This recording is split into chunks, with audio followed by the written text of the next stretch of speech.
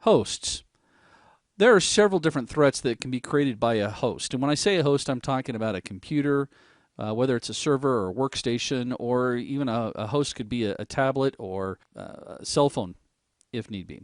The first thing that it creates, the type of threat that it creates for us, is what they refer to as a footprinting threat.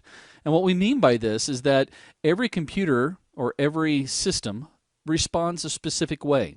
And based off of that, well, we have a whole module coming up on footprinting, but to give you kind of a 10,000 foot view here, if I throw a specific command and a Windows box responds one way versus a Linux box responds another way, I will be able to tell what system it is or what the target is so I can throw the appropriate attacks or see if there's any vulnerabilities there.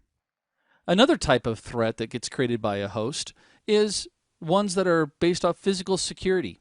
Is the laptop locked down?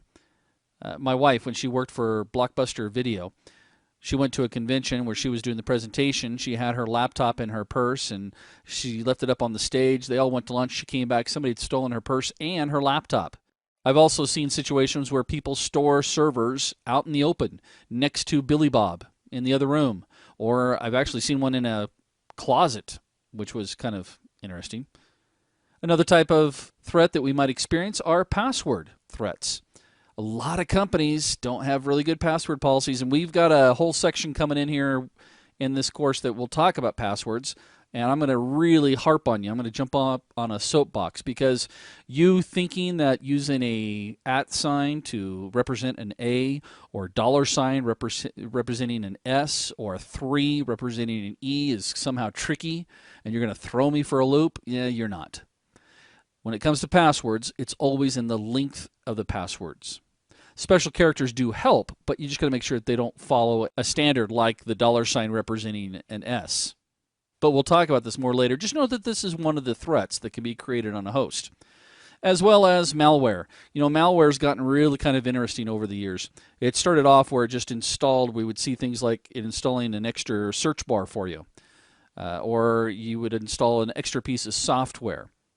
Nowadays, we're seeing things that are extremely violent. I don't want to say violent, extremely intrusive. In some cases, I refer to it as extortionware. One of the latest ones, you get it on your machine, it actually encrypts the hard drive, and you have to send them a payment to get the key to unencrypt your own data.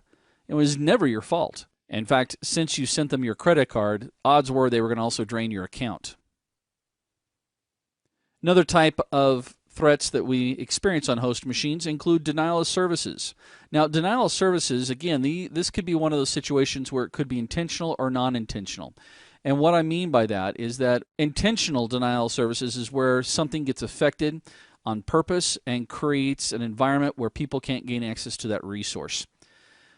Unintentionally, it could be an issue with, I've seen this in the real world, where a network card was defective and was creating a ton of network traffic and actually bogging down and taking up all the bandwidth.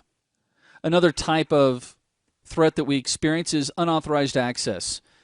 Billy Bob should not be able to walk up to a server and log in if he's not an IT person.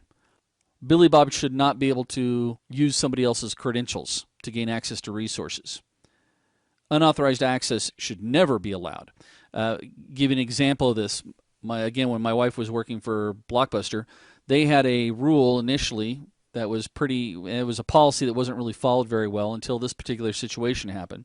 And that is the customer service rep was helping check out videos to a customer, and the customer got the wrong video. So the rep said, well, let me just go grab it for you. And she walked away without 3 fingers saluting, locking the computer or logging it out, the system. And she walked away, and the customer looked around the corner, was able to look around and see the screen. And in there were some notes about her. And some of the notes were not very flattering concerning a situation that had happened previously with another customer service rep.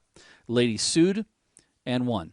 So then Blockbuster came out with the extremely strict policy that if you left a terminal unlocked, it allowed for unauthorized access, and people end up losing their jobs. Another threat that we might encounter with hosts would include escalated privileges or privilege escalation. This is actually one of my main focuses as a hacker. If I can get in with Billy Bob's account, I'm either going to do one of a couple of things. I'm either going to take Billy Bob's account and escalate his privileges And if I can accomplish that, then Billy Bob's going to get blamed for everything. Or I might try to create an account and escalate those privileges. I'm never going to create an account named after my name. I'm going to create an account. I'm going to actually kind of hide it and then try to escalate it up so that it can do the attacking for me. And that gets me to backdoors. Now, backdoors are typically created by malware or Trojans, giving us the attacker a way to get back into the system a lot easier than what it required when he got into the system at the beginning. We want to make it very, very easy for us to get back in. One of the most common ways that I've tested and tried doing is I'll actually go in and take a look at service accounts. In fact, this is one of the things I try to get across when it comes to security and ethical hacking is review your service accounts. Obviously, if I go in as an attacker and say I'm going to create an account called Zeus and give it administrative rights, and you're the IT guy and you look at it and you go, what's this Zeus thing? That sticks out really, really obviously. But instead, if I go through and create an account that's called Exchange Admin Backup Services, well, unless you know Exchange and you know what accounts it creates, you may not question that particular account, because we all know that if we delete the wrong account that deals with a service, we could actually end up affecting that particular service. So, if I delete it, maybe I'm going to blow up Exchange.